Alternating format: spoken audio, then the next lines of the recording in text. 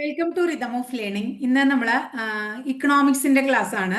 ഇക്കണോമിക്സിന്റെ Indian സാമ്പത്തിക ശാസ്ത്രത്തിന്റെ ക്ലാസ്സിൽ നാലാമത്തെ പഞ്ചവത്സര പദ്ധതിയെക്കുറിച്ചും ആ പഞ്ചവത്സര പദ്ധതി കാലത്ത് ഇന്ത്യയിൽ ഉണ്ടായിട്ടുള്ള ധവള വിപ്ലവം എന്ന് പറയുന്ന ആ ഒരു എന്താ പറയാ പാലുൽപാദനത്തിലുണ്ടായ ആത്യന്തികമായിട്ടുള്ള വർധനവിനെ കുറിച്ചും അതെങ്ങനെയുണ്ടായി, അതുമായിട്ട് റിലേറ്റഡ് ആയിട്ടുള്ള സ്ഥാപനങ്ങൾ അമൂല്, മിൽമ, നമ്മുടെ ധവള വിപ്ലവത്തിന്റെ പിതാവായ വർഗീസ് കുര്യൻ, അത്തരം കാര്യങ്ങളൊക്കെയാണ് നമ്മൾ ഇന്നത്തെ ക്ലാസ്സിൽ പഠിക്കാനായിട്ട് പോകുന്നത്. അപ്പൊ നമുക്ക് ആദ്യം തന്നെ പഠിക്കേണ്ടത് നാലാമത്തെ 5 ഇയർ പ്ലാൻ ആണല്ലോ. ഫോർത്ത് 5 ഇയർ പ്ലാനിനെ കുറിച്ച് ആദ്യം തന്നെ മനസ്സിലാക്കണം. എന്നാണ്, അതായത് ഫോർത്ത് 5 ഇയർ പ്ലാനിന്റെ കാലയളവ് എന്നായിരുന്നു, അതുമായിട്ട് റിലേറ്റഡ് ആയിട്ടുള്ള എന്തൊക്കെ ലക്ഷ്യങ്ങളായിരുന്നു ആ പ്ലാൻ, അത്തരം കാര്യങ്ങളൊക്കെ മനസ്സിലാക്കാം. 1969 നമുക്കറിയാം. 66-69 കാലഘട്ടത്തിൽ ഇന്ദിരാഗാന്ധി പ്ലാൻ ഹോളിഡേ നടപ്പിലാക്കിയെന്നും വാറുകൾ ഉണ്ടായെന്നും 62-ലെ ഇന്ത്യ ചൈന യുദ്ധം, 65-ലെ ഇന്ത്യ പാക് യുദ്ധം, ഇതിനെ കുറിച്ചൊക്കെ കഴിഞ്ഞ ക്ലാസ്സിൽ പഠിച്ചു. ആ സമയത്താണ് ഹരിത വിപ്ലവത്തിന് ആരംഭം എന്നൊക്കെ നമ്മൾ പഠിക്കുകയുണ്ടായി. അപ്പോ 1969 വീണ്ടും നാലാമത്തെ പഞ്ചവത്സര പദ്ധതി ആരംഭിക്കുകയാണ്. 1969 മുതൽ 1974 വരെയുള്ള കാലഘട്ടത്തിലാണ് നാലാമത്തെ പഞ്ചവത്സര പദ്ധതി.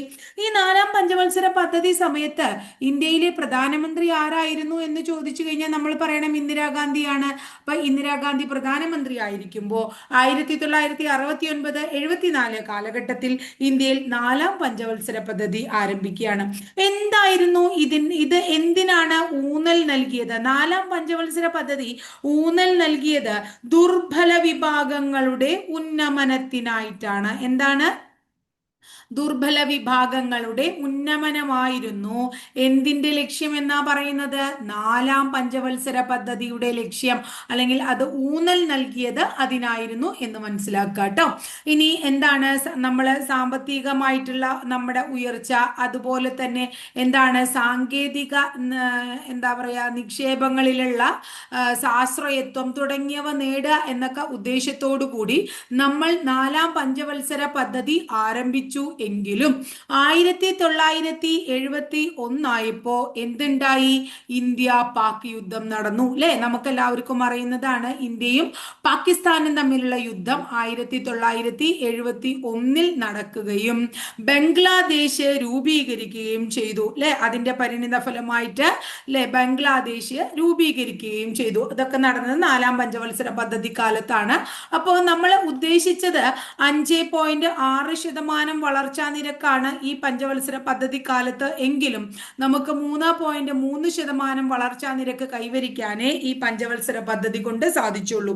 ഇനി നമ്മൾ എടുത്തു പറയേണ്ട ഒരു കാര്യം, ഇന്ത്യയിൽ 14 ബാങ്കുകളുടെ ദേശസാൽക്കരണം നടന്നത് 14 ബാങ്കുകളുടെ ദേശസാൽക്കരണം നടന്നത് ഏത് പഞ്ചവത്സര പദ്ധതിയിലാണ് എന്ന് ചോദിച്ചു കഴിഞ്ഞാൽ, അല്ലെങ്കിൽ ഏത് പഞ്ചവത്സര പദ്ധതി കാലഘട്ടത്താണ് എന്ന് ചോദിച്ചു കഴിഞ്ഞാൽ, നാലാം പഞ്ചവത്സര പദ്ധതി കാലത്തും ഒന്നാമത്തെ ബാങ്ക് 2 ഘട്ടങ്ങളിലായിട്ടാണ് ബാങ്ക് ദേശസാൽക്കരണം നടക്കുന്നത്. ഒന്നാമത്തെ ദേശസാൽക്കരണ സമയത്ത് ആരായിരുന്നു പ്രധാനമന്ത്രി എന്ന് ചോദിച്ചു കഴിഞ്ഞാൽ ഇന്ദിരാഗാന്ധി എന്നുമാണ് നമ്മൾ പറയാ കേട്ടോ. ഇനി പാലുൽപാദനം വർദ്ധിപ്പിക്കുന്നതിനും ലോകത്ത് ഏറ്റവും നല്ല പാൽ ഉൽപാദക രാജ്യമായിട്ട് ഇന്ത്യ ഉയർന്നു വരുന്നതിനും വേണ്ടിയിട്ട് ഓപ്പറേഷൻ ഫ്ലഡ് എന്ന് പറയുന്ന ആ ഒരു എന്താ പറയുന്നത് പ്രസ്ഥാനം അല്ലെങ്കിൽ സംരംഭം ഇന്ത്യൻ ഗവൺമെന്റ് ആരംഭിച്ചത് ഏത് കാലത്താണ്? നമ്മുടെ നാലാം പഞ്ചവത്സര പദ്ധതി കാലത്താണ്. അപ്പൊ നാലാം പഞ്ചവത്സര പദ്ധതിയെ കുറിച്ച് ഏകദേശം ഒരു ധാരണയായോ നിങ്ങൾക്ക്? 1969 മുതൽ 74 വരെയുള്ള കാലഘട്ടത്തിലല്ലേ നാലാം പഞ്ചവത്സര പദ്ധതി ആരംഭിക്കണേ? ഇത് ആരംഭിച്ചപ്പോൾ ഇന്ത്യയുടെ പ്രധാനമന്ത്രി ഇന്ദിരാഗാന്ധി ആയിരുന്നു എന്ന് മനസ്സിലാക്കുക. ദുർബല വിഭാഗങ്ങൾക്ക് ഊന്നൽ നൽകിക്കൊണ്ടുള്ള ഒരു, അല്ലെങ്കിൽ ദുർബല വിഭാഗങ്ങളുടെ ഉന്നമനത്തിന് ഊന്നൽ നൽകിക്കൊണ്ടുള്ള ഒരു പഞ്ചവത്സര പദ്ധതിയായിരുന്നു. ഇന്ത്യയുടെ സാമ്പത്തിക വളർച്ച, സാങ്കേതിക ലെവലിലുള്ള സാശ്രയത്വം, സാമ്പത്തികമായും സാങ്കേതികമായും സാശ്രയത്വം നേടുക എന്ന ലക്ഷ്യത്തോടു കൂടിയൊക്കെയാണ് നമ്മൾ ഇത് കൊണ്ടുവന്നേ. 1971 ഇന്ത്യയും പാകിസ്ഥാനും തമ്മിലുള്ള യുദ്ധം നടന്നു. അതിന്റെ പരിണിത ഫലമായി ബംഗ്ലാദേശ് എന്ന് പറയുന്ന പറയുന്ന പുതിയ രാജ്യമൊക്കെ നിലവിൽ വന്നു. അപ്പൊ നമ്മൾ വിചാരിച്ച പോലെ അത്രയും ഒരു വളർച്ചാ നിരക്ക് കൈവരിക്കാൻ ഈ പദ്ധതി കൊണ്ട് നമുക്ക് സാധിച്ചില്ല. 5.6% വളർച്ചാ നിരക്ക് ആഗ്രഹിച്ച ഈ പദ്ധതിയിൽ നിന്ന് നമുക്ക് ആകെക്കൂടെ ലഭിച്ചത് 3.3% വളർച്ചാ നിരക്കാണ്. ഇനി ഒന്നാമത്തെ ഘട്ടത്തിൽ നമ്മൾ 14 ബാങ്കുകൾ ഇന്ത്യയിൽ ദേശസാൽക്കരിക്കുകയാണ്. ആ ആദ്യത്തെ ഘട്ടത്തിലുള്ള ബാങ്ക് ദേശസാൽക്കരണം നടക്കുന്നത് 4ാം പഞ്ചവത്സര പദ്ധതിക്കാണ്. ബാങ്ക് ദേശസാൽക്കരണം നടത്തിയത് ഏത് പ്രധാനമന്ത്രിയുടെ കാലത്ത് എന്നും കൂടെ ചോദിച്ചു കഴിഞ്ഞാൽ നമ്മൾ പറയും ഇന്ദിരാഗാന്ധിയുടെ കാലത്താണ്. ഇനി അതുപോലെ തന്നെ അടുത്ത പ്രധാനപ്പെട്ട ഒരു ചോദ്യം എന്ന് പറയുന്നത് പാലുൽപാദനത്തില് വലിയൊരു വിപ്ലവം ഉണ്ടാക്കുക എന്ന ലക്ഷ്യത്തോടു കൂടി ധവള വിപ്ലവം എന്ന് പറയുന്ന ആ ഒരു സംഭവം നമ്മൾ ആരംഭിച്ചത് അല്ലെ ഏത് കാലഘട്ടത്തിലാണ്? 4ാം പഞ്ചവത്സര പദ്ധതി കാലത്താണെന്നും കൂടി ഓർക്കാം.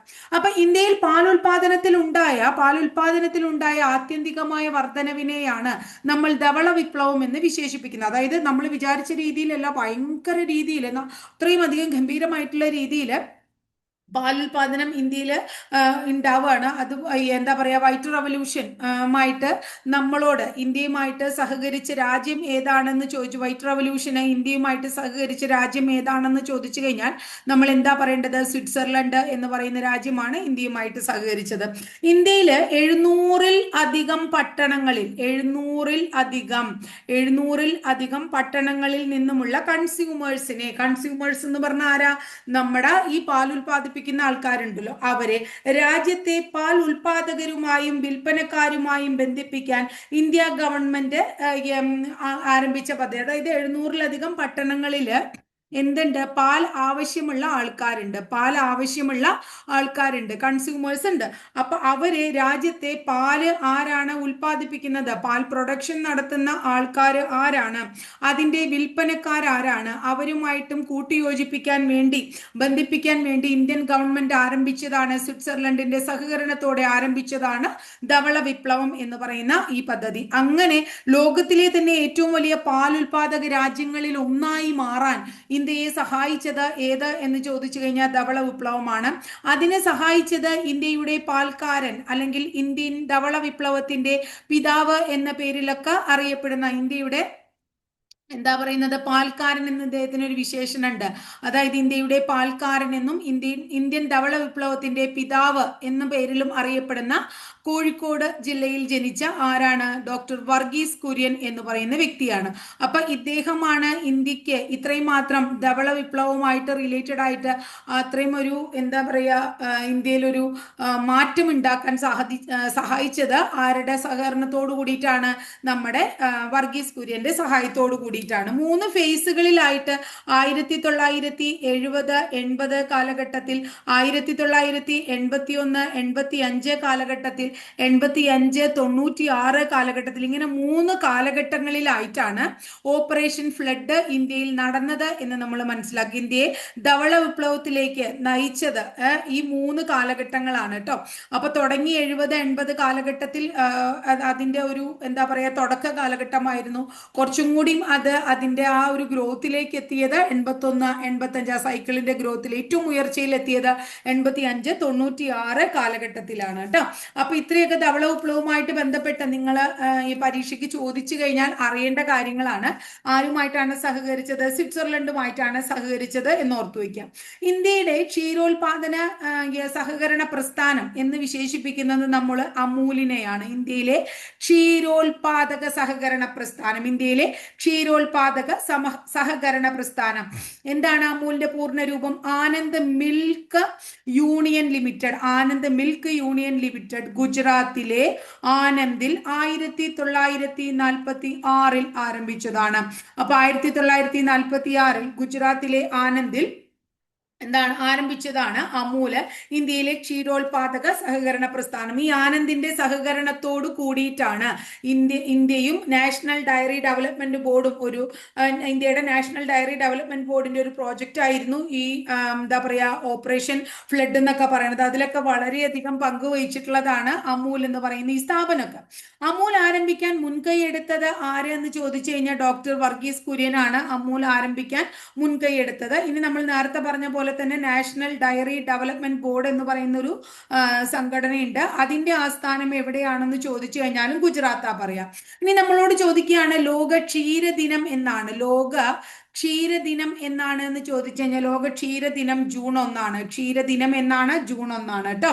ഇനി നിങ്ങളോട് ചോദിക്കുകയാണ്, ഇന്ത്യയിൽ നമ്മളിപ്പോ എല്ലാം തുടങ്ങിയത് ഗുജറാത്തിലാണെന്ന് പറയുന്നുണ്ട്, പക്ഷേ ഇന്ത്യയുടെ പാൽ തൊട്ടി എന്ന് നമ്മൾ വിശേഷിപ്പിക്കുന്നത് ഏതിനെയാണ് എന്ന് ചോദിച്ചാൽ ഹരിയാനയാണ്. ഇന്ത്യയുടെ പാൽ തൊട്ടി എന്നറിയപ്പെടുന്നത് ഏതാണ്? ഹരിയാനയാണ്. ലോക ക്ഷീരദിനം ജൂൺ 1. ഇന്ത്യയുടെ പാൽ തൊട്ടി എന്നറിയപ്പെടുന്നത് ഏതാണ്? ഹരിയാനയാണ് എന്ന് മറക്കാതെ ഓർത്തു വയ്ക്കണം കേട്ടോ. ഇനി അടുത്തത് ധവള വിപ്ലവവുമായിട്ട് റിലേറ്റഡ് ആയിട്ട് നാഷണൽ ഡയറി ഡെവലപ്മെന്റ് ബോർഡ്, ഗുജറാത്തിലുള്ള നാഷണൽ ഡയറി ഡെവലപ്മെന്റ് ബോർഡിന്റെ നേതൃത്വത്തിൽ കേരളത്തിൽ ഒരു സഹകരണ സംഘം ആരംഭിക്കുകയുണ്ടായി, ക്ഷീര സഹകരണ സംഘം. അതിന്റെ പേര് മിൽമ എന്നാണ്. കേരളത്തിൽ ആരംഭിച്ചത് ഏതാണ്? മിൽമയാണ് കേട്ടോ. അപ്പൊ നാഷണൽ ഡയറി ഡെവലപ്മെന്റ് ബോർഡിന്റെ നേതൃത്വത്തിൽ കേരളത്തിൽ സ്ഥാപിച്ച ക്ഷീര സഹകരണ സംഘം ഏതാണ്? മിൽമയാണ് അല്ലെ. ഈ അടുത്തത് Kerala cooperative milk marketing federation എന്ന പൂർണ്ണ രൂപമുള്ള മിൽമ 1980 തിരുവനന്തപുരം ജില്ലയിലാണ് ആരംഭിച്ചത്. 1980 തിരുവനന്തപുരം ജില്ലയിലാണ് ആരംഭിച്ചത്. അപ്പോ നമുക്ക് ഈ എന്താ പറയാ, ഈ മിൽമയുടെ ആപ്തവാക്യൊക്കെ ഉണ്ടായിരുന്നു. നമ്മൾ ആദ്യമൊക്കെ ടി വിയിലും ഒക്കെ കാണാറുണ്ട്, കേരളം കണി കണ്ടുണരുന്ന നന്മ അല്ലെ. ഇപ്പൊ പക്ഷെ അത് നമുക്ക് വളരാം എന്നുള്ളതാണ് മിൽമയുടെ കേട്ടോ. അതൊന്ന് ഓർത്തു വെക്കുക. അപ്പൊ ഇത്രയും കാര്യങ്ങൾ ഞാൻ ഒന്നും കൂടെ പറയട്ടെ, എന്നാലല്ലേ നിങ്ങൾക്ക് ഇപ്പോ 4th 5-year പ്ലാൻ ക്ലിയർ ആയി. ഈ ക്ഷീരോത്പാദനവുമായിട്ട് ബന്ധപ്പെട്ടിട്ടുള്ള വൈറ്റ് റവല്യൂഷനിലേക്ക് നമുക്ക് ഒന്നും കൂടെ വരാം. എന്താണ് പറഞ്ഞത്? അതായത് ഇന്ത്യയില് 700-ൽ അധികം പട്ടണങ്ങളിൽ നിന്നുള്ള കൺസ്യൂമേഴ്സിനെ രാജ്യത്തെ പാൽ ഉൽപാദകരും വിൽപ്പനക്കാരുമായിട്ടും ബന്ധിപ്പിക്കാൻ വേണ്ടി ഇന്ത്യ ഗവൺമെന്റ് ആരംഭിച്ച പദ്ധതിയാണ് എന്താന്ന് പറയുന്നത്? നമ്മുടെ വൈറ്റ് റവല്യൂഷൻ അഥവാ ധവള വിപ്ലവം. ശരിക്കും 1970 ജാനുവരി മാസം 13 ആരംഭിച്ച വൈറ്റ് റവല്യൂഷൻ, 1970 ജാനുവരി മാസം 13 ആരംഭിച്ച വൈറ്റ് റവല്യൂഷൻ അല്ലെങ്കിൽ ഓപ്പറേഷൻ ഫ്ലഡ് എന്നൊക്കെ ഇതിനെ വിളിക്കും. അത് എന്താ പറയുന്നത്? ഇന്ത്യയിലെ തന്നെ ഏറ്റവും വലിയ ക്ഷീര വികസന പരിപാടിയാണ്. ഇന്ത്യയുടെ നാഷണൽ ഡയറി ഡെവലപ്മെന്റ് ബോർഡിന്റെ നേതൃത്വത്തിൽ ആരംഭിച്ച ഒരു പ്രോജക്റ്റ് ആണ് എന്തെന്ന് പറഞ്ഞ വൈറ്റ് റവല്യൂഷൻ എന്ന് പറഞ്ഞ. ഈ വൈറ്റ് റവല്യൂഷൻ ഇന്ത്യയെ ലോകത്തെ തന്നെ ഏറ്റവും വലിയ പാൽ ഉൽപാദക രാജ്യങ്ങളിൽ ഒന്നാക്കി മാറ്റാൻ സഹായിച്ചു എന്ന് വേണം മനസ്സിലാക്കേണ്ടത്. 4ാം പഞ്ചവത്സര പദ്ധതി കാലത്ത് 3 ഘട്ടങ്ങളിലായിട്ട് 4ാം പഞ്ചവത്സര പദ്ധതി കാലത്ത് തുടങ്ങിയ ഈ ഓപ്പറേഷൻ ഫ്ലഡ് 3 ഘട്ടങ്ങളിലായിട്ടാണ് പൂർത്തിയാകുന്നത്. ആദ്യം 1970-80, അടുത്തത് 81-85, അടുത്തത് 85-96. അങ്ങനെ 3 ഫേസ് നമ്മൾ എന്തിന് പറയുന്നുണ്ട്? ഓപ്പറേഷൻ ഫ്ലഡിന് നമ്മൾ പറയുന്നുണ്ട്. ക്ലിയർ ആയെന്ന് വിചാരിക്കുന്നു. ഇനി അടുത്തത് ഇന്ത്യയിലെ ക്ഷീരോത്പാദക സഹകരണ പ്രസ്ഥാനം എന്ന് നമ്മൾ വിശേഷിപ്പിക്കുന്നത് അമൂലിനെയാണ്. Anand milk marketing Anand milk union limited ഗുജറാത്തിലെ ആനന്ദ് എന്ന് പറയുന്ന സ്ഥലത്ത് 1946 ആരംഭിച്ചതാണ്. ഈ അമൂലിന്റെ സ്ഥാപകനും അല്ലെങ്കിൽ അമൂൽ സ്ഥാപിക്കാൻ മുൻകൈ എടുത്ത ആളും കുര്യനാണ്. നാഷണൽ ഡയറി ഡെവലപ്മെന്റ് ബോർഡ് വേറെയുണ്ട്, അതിന്റെ ആസ്ഥാനം ഗുജറാത്തിലാണ്. ലോക ക്ഷീരദിനം ജൂൺ 1. ഇന്ത്യയുടെ പാൽ തൊട്ടി എന്നറിയപ്പെടുന്നത് ഹരിയാനയാണ് അല്ലെ. ഇനി ധവള വിപ്ലവവുമായിട്ട് റിലേറ്റഡ് ആയിട്ട് നാഷണൽ ഡയറി ഡെവലപ്മെന്റ് ബോർഡിന്റെ നേതൃത്വത്തിൽ കേരളത്തിൽ ആരംഭിച്ച ക്ഷീര സഹകരണ സംഘം ഏതാണെന്ന് ചോദിച്ചു കഴിഞ്ഞാൽ മിൽമയാണ് പറയാ. Kerala cooperative milk marketing federation. ഇത് 1980 തിരുവനന്തപുരത്ത് ആരംഭിച്ചു. ആദ്യം ഇതിന്റെ ആപ്തവാക്യം കേരളം കണി കണ്ടുണരുന്ന നന്മ എന്നായിരുന്നു. ഇപ്പോൾ നമുക്ക് വളരാം എന്നുള്ളതാണ്. ക്ലിയർ ആയി എന്ന് വിചാരിക്കുന്നു. ഇനി നമ്മള് കന്നുകാലികളുമായിട്ട് റിലേറ്റഡ് ആയിട്ടുള്ള കാര്യങ്ങളാണ് പറയണത്. അപ്പോൾ കന്നുകാലികളുടെ വർധനവിന് കേരളത്തിൽ ഒരു പ്രോജക്റ്റ് ആരംഭിച്ചു എന്ന് നമുക്കറിയാം. നമ്മളത് പഠിച്ചിട്ടുള്ളതാണ്. ആ പ്രോജക്റ്റിന്റെ പേര് നമ്മൾ കാർഷികം പഠിച്ചപ്പോൾ പഠിച്ചു. ആ പ്രോജക്റ്റിന്റെ പേര് ഇൻഡോ സ്വിസ് പ്രോജക്റ്റ് എന്നാണ്. ഇൻഡോ സ്വിസ് പ്രോജക്റ്റിന് തുടക്കം കുറിച്ചത് എവിടെയാണെന്ന് പഠിച്ചിട്ടുണ്ട്. മാട്ടുപ്പെട്ടി എന്ന് പറയുന്ന സ്ഥലത്താണ് അല്ലെ. അപ്പൊ ഇൻഡോ സ്വിസ് പ്രോജക്റ്റ് എവിടെയാണ്? മാട്ടുപ്പെട്ടിയിലാണ് എന്നും ഓർത്തു വയ്ക്കാം. ഇനി അടുത്തത് നമ്മളോട് ചോദിക്കുകയാണ്, അതായത് എന്താ പറയുന്നത്? അത്യുൽപാദന ശേഷിയുള്ള എന്താ പറയാ ഈ പശുക്കുട്ടികളെ ഉൽപ്പാദിപ്പിക്കുന്നതിന് വേണ്ടിയിട്ട് കൃത്രിമ ബീജം, എന്താണ് കൃത്രിമ ബീജം, കർഷകരുടെ വീട്ടുമുറ്റത്ത് എത്തിക്കാൻ വേണ്ടി ആരംഭിച്ച പദ്ധതിയുടെ പേരാണ് ഗോസംവർദ്ധിനി എന്നുള്ളത്. എന്താണ് ഗോസംവർദ്ധിനി? അപ്പൊ എന്താണ്? അത്യുൽപാദന ശേഷിയുള്ള കന്നുകാലി കുട്ടികളെ വികസിപ്പിച്ചെടുക്കുക എന്ന ഉദ്ദേശത്തോടു കൂടി കൃത്രിമ ബീജം കർഷകന്റെ വീട്ടുമുറ്റത്ത് എത്തിക്കാൻ വേണ്ടി ആരംഭിച്ച പദ്ധതിയാണ് ഗോസംവർദ്ധിനി. അപ്പൊ ഗോസംവർദ്ധിനി പോലെ തന്നെ വേറൊരു പരിപാടിയുടെ പേരാണ് ഗോരക്ഷ എന്ന് പറയുന്നത്. എന്താണ് ഗോരക്ഷ? ഇതൊരു കുളമ്പ് നിവാരണ പദ്ധതിയുടെ പേരാണ്. കുളമ്പ് രോഗം. കുളമ്പ് രോഗം പശുവിന്റെ പാദത്തിൽ വരുന്ന ഒരു അസുഖമാണ് കുളമ്പ് രോഗം. അത് വൈറസ് രോഗം മൂലമാണ് ഉണ്ടാകുന്നത്. ഇതിന് കുളമ്പ് രോഗത്തിന് ചികിത്സ ആരംഭിച്ച ഇന്ത്യയിലെ തന്നെ ആദ്യത്തെ സംസ്ഥാനം കേരളമാണ്. ആ പദ്ധതിയുടെ പേരാണ് എന്തെന്ന് പറഞ്ഞിട്ടുണ്ടെങ്കിൽ, ആദ്യ സംസ്ഥാനം കേരളമാണ്. ആ പദ്ധതിയുടെ പേരെന്താണ്? ഗോരക്ഷ. അപ്പൊ കുളമ്പ് രോഗം വൈറസ് മൂലം ഉണ്ടാകുന്ന ഒരു രോഗമാണ് പശുക്കൾക്ക്, അല്ലെ? ഇനി അടുത്തത്, ഈ രോഗമുള്ള പശുക്കളുടെ പാല് നമ്മൾ കുടിക്കുകയാണെങ്കിൽ മനുഷ്യർക്കുണ്ടാകുന്ന പനിക്ക് വിളിക്കുന്ന പേര് മാൾട്ട പനി എന്നാണ്. എന്താണ്? മാൾട്ട പനി ട്ടോ. അപ്പൊ അങ്ങനെയുള്ള രോഗമുള്ള പശുക്കളുടെ പാല് കുടിക്കുന്നതിന് മൂലം മനുഷ്യർക്ക് ഒരു അസുഖം ഉണ്ടാകുന്നു. ആ അസുഖത്തിന്റെ പേരെന്താണ്? മാൾട്ട പനി എന്നാണ്. അപ്പൊ നമുക്കറിയാം, രോഗമുള്ള പശുക്കളുടെ പാല് കുടിക്കുകയാണ്. പക്ഷെ എന്നാലും പാല് എന്താ പറയാ, സാധാരണ രീതിയിലുള്ള പാലായാലും ആ പാലിപ്പോ കാലാവസ്ഥയുടെ വ്യതിയാനം മൂലം പെട്ടെന്ന് കേടുവരാനുള്ള സാധ്യത കൂടുതലാണ്. അങ്ങനെ പാല് കേടുകൂടാതെ സൂക്ഷിക്കുന്നതിനുള്ള മാർഗത്തെ നമ്മൾ വിളിക്കുന്നത് പാസ്ചറൈസേഷൻ എന്നാണ്. എന്താണ് പാസ്ചറൈസേഷൻ? പാസ്ചറൈസേഷൻ എന്ന് പറയുന്നത് പാല് എന്താണ് ചൂടോ അല്ലെങ്കിൽ അധികം അങ്ങനെയുള്ള കാലാവസ്ഥ വ്യതിയാനമൊക്കെ ഉണ്ടാവുകയാണെങ്കിൽ അത് കേടുകൂടാതെ സൂക്ഷിക്കുന്നതിനുള്ള മാർഗമാണ്. ഈ പാസ്ചറൈസേഷൻ എന്ന് പറയുന്ന പദ്ധതി കണ്ടെത്തിയത് ആര് എന്ന് ചോദിച്ചു കഴിഞ്ഞാൽ ലൂയി പാസ്ചർ എന്ന് പറയുന്ന ആളാണ്. അപ്പൊ ലൂയി പാസ്ചർ ആണ് പാസ്ചറൈസേഷൻ കണ്ടെത്തിയത് എന്ന് പറയും. ഇനി പാലിന്റെ പ്യൂരിറ്റി അളക്കാൻ ഒരു ഉപകരണം ഉണ്ട്. ആ ഉപകരണത്തിന്റെ പേര് ലാക്ടോമീറ്റർ എന്നാണ് പറയുക. അപ്പൊ പാലിന്റെ പ്യൂരിറ്റി അളക്കാനുള്ള ഉപകരണം ലാക്ടോമീറ്റർ ആണ്. പാലിന്റെ pH നമ്മളോട് ചോദിക്കാറുള്ള ഒരു ചോദ്യമാണ്. 6.5 to 6.7 ആണ് പാലിന്റെ pH. പാലിന്റെ pH എത്രയാണ്? 6.5 to 6.7 ആണ്. ഇനി അടുത്തത്, ഏറ്റവും കൂടുതൽ ഔഷധ ഗുണമുള്ള പാല് ഏത് എന്ന് ചോദിച്ചു കഴിഞ്ഞാൽ ആട്ടിൻ പാലാണ് ഏറ്റവും കൂടുതൽ ഔഷധ ഗുണമുള്ള പാൽ. ഏറ്റവും കൂടുതൽ ഔഷധ ഗുണം ഏതാണ്? ആട്ടിൻ പാലാണ്. ഇന്ത്യയിൽ ആടുകളിൽ തന്നെ ഏറ്റവും വലിയ ഇനം ആട്, ഇന്ത്യൻ ആടുകളിൽ ഏറ്റവും വലിയ ഇനം ആട് ഏതാന്ന് ചോദിച്ചു കഴിഞ്ഞാൽ നമ്മൾ പറയും ജംനാ പ്യാരി എന്ന് പറയുന്ന ആടാണ്. എന്താണ്? ജംനാ പ്യാരി എന്ന് പറയുന്ന ആടാണ്. അപ്പൊ ഇത്രയും നമ്മൾ പാലുമായിട്ട് റിലേറ്റഡ് ആയിട്ട് പഠിച്ചു. ഇനി വർഗീസ് കുര്യനുമായിട്ട് റിലേറ്റഡ് ആയിട്ട് ഒന്ന് രണ്ട് കാര്യങ്ങളും കൂടെ നമുക്ക് പഠിക്കണം. അപ്പൊ ഇൻഡോസിസ് പ്രോജക്റ്റ് മാട്ടുപ്പെട്ടിയിൽ ആരംഭിച്ചു. കൃത്രിമ ബീജം കർഷകരുടെ വീട്ടിലെത്തിക്കാൻ ഗോ സർവർധിനി എന്ന് പറയുന്ന പരിപാടി കൊണ്ടുവന്നു. കുളമ്പ് രോഗ നിവാരണത്തിനായിട്ട് ഗോരക്ഷ കൊണ്ടുവന്നു. കുളമ്പ് രോഗം വൈറസ് മൂലം ഉണ്ടാകുന്നതാണ്. അതിനാദ്യമായിട്ട് ചികിത്സ ആരംഭിച്ച ആദ്യത്തെ സംസ്ഥാനം കേരളമാണ്. ഇത്തരം പാലുകൾ കുടിച്ചു കഴിഞ്ഞിട്ടുണ്ടെങ്കിൽ മനുഷ്യർക്കുണ്ടാകുന്ന പനി മാൾട്ട പനിയാണ്. പാല് കേടുകൂടാതെ സൂക്ഷിക്കുന്ന ആ ഒരു പ്രോസസ്സിനെ നമ്മൾ എന്ത് വിളിക്കുന്നു?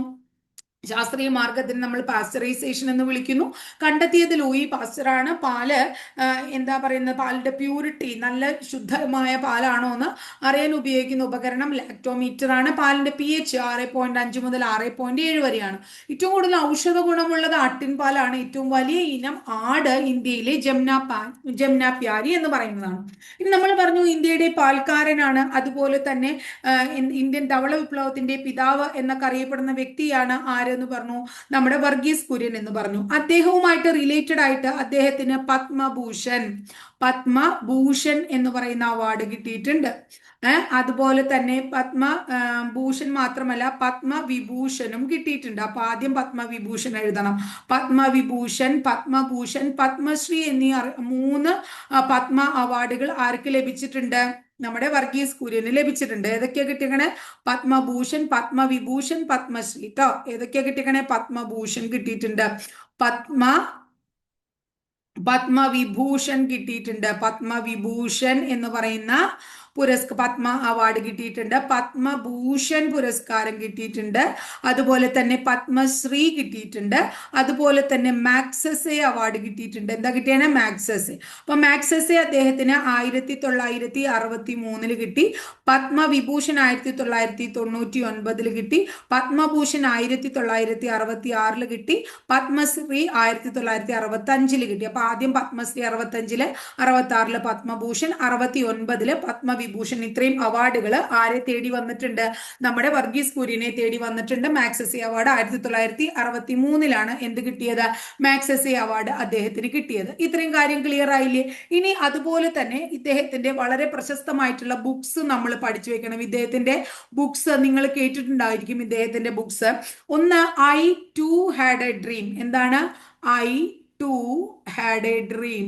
I too had a dream എന്ന് പറയുന്നത് ഇദ്ദേഹത്തിന്റെ ഒരു പുസ്തകമാണ്. എന്താണ്? I too had a dream. അടുത്തത് ഇദ്ദേഹത്തിന്റെ പുസ്തകമാണ് ആൻ അൺഫിനിഷ്ഡ് ഡ്രീം. എന്താണ്? An unfinished dream. I too had a dream, an unfinished dream. ഇതൊക്കെ തന്നെ ആരുടെ പുസ്തകങ്ങളാണ്? വർഗീസ് കുര്യന്റെ പുസ്തകങ്ങളാണ് എന്ന് മനസ്സിലാക്കാം. ഇനി വർഗീസ് കുര്യനുമായിട്ട് റിലേറ്റഡ് ആയിട്ട് അദ്ദേഹത്തിന് ഒരു ഓഡിയോ ഓട്ടോബയോഗ്രാഫി ഉണ്ട്. വർഗീസ് കുര്യന്റെ ഓഡിയോ ഓട്ടോബയോഗ്രാഫി ഏത് എന്ന് ചോദിച്ചു കഴിഞ്ഞാൽ ദ മാൻ ഹൂ മെയ്ഡ് എന്താണ്? The man who made the elephant dance. The man who made the elephant dance. എന്താണ്? The man the man the man who made the man who made ട്ടോ. Made ആണ്, M ആണ്. The man who made the elephant dance. The elephant dance. The man who made the elephant dance എന്ന് പറയുന്നത് ഇദ്ദേഹത്തിന്റെ audio ഓട്ടോബയോഗ്രഫിയാണ്. അപ്പൊ Padma Vibhushan 1909, Padma Bhushan 1966, Padma Shri 1965, Magsaysay award 1963. ഇദ്ദേഹത്തിന്റെ books I too had a dream and unfinished dream. ഇത് രണ്ടും പരീക്ഷയ്ക്ക് ചോദിച്ചിട്ടുണ്ട്. Audio autobiography, the man who made the elephant dance എന്ന് പറയുന്നതാണ്. അപ്പൊ ഇത്രയും കാര്യങ്ങളാണ് നമുക്ക് പഠിക്കാനുള്ളത്. അതായത് 4ാം പഞ്ചവത്സര പദ്ധതി പഠിച്ചപ്പോൾ നമ്മൾ വർഗീസ് കുര്യനെ കുറിച്ചും ധവള വിപ്ലവത്തെ കുറിച്ചും പറഞ്ഞു എന്നേ ഉള്ളൂ. അതുമായിട്ട് കണക്റ്റഡ് ആണല്ലോ. അപ്പൊ അതങ്ങോട്ട് പഠിച്ചു തീർന്നൂല്ലോ. അതാണ് കേട്ടോ. അപ്പൊ ഇത്രയുള്ളൂ ഇന്നത്തെ ക്ലാസ്സിൽ. ക്ലാസ് ഇഷ്ടപ്പെട്ടു വെച്ച് ഒന്ന് ലൈക്ക് ചെയ്യുക. ഇഷ്ടപ്പെട്ട ക്ലാസ്സുകൾ കൂട്ടുകാരിലേക്ക് ഷെയർ ചെയ്യൂ. ആദ്യമായിട്ട് ചാനൽ കാണുന്നവർ ചാനൽ ഒന്ന് സബ്സ്ക്രൈബ് കൂടെ ചെയ്യാം കേട്ടോ. അതോടൊപ്പം ആ ബെല്ലൈക്കൺ കൂടി ഒന്ന് എനേബിൾ ചെയ്താൽ ടീച്ചർ ഓരോ ദിവസം അപ്ലോഡ് ചെയ്യുന്ന വീഡിയോസ് കൃത്യമായിട്ട് നോട്ടിഫിക്കേഷൻ ആയിട്ട് നിങ്ങൾക്ക് ലഭിക്കുകയും ചെയ്യും. അപ്പൊ അടുത്ത ദിവസം മറ്റൊരു ടോപ്പിക്കുമായി നമുക്ക് വീണ്ടും കാണാം കേട്ടോ.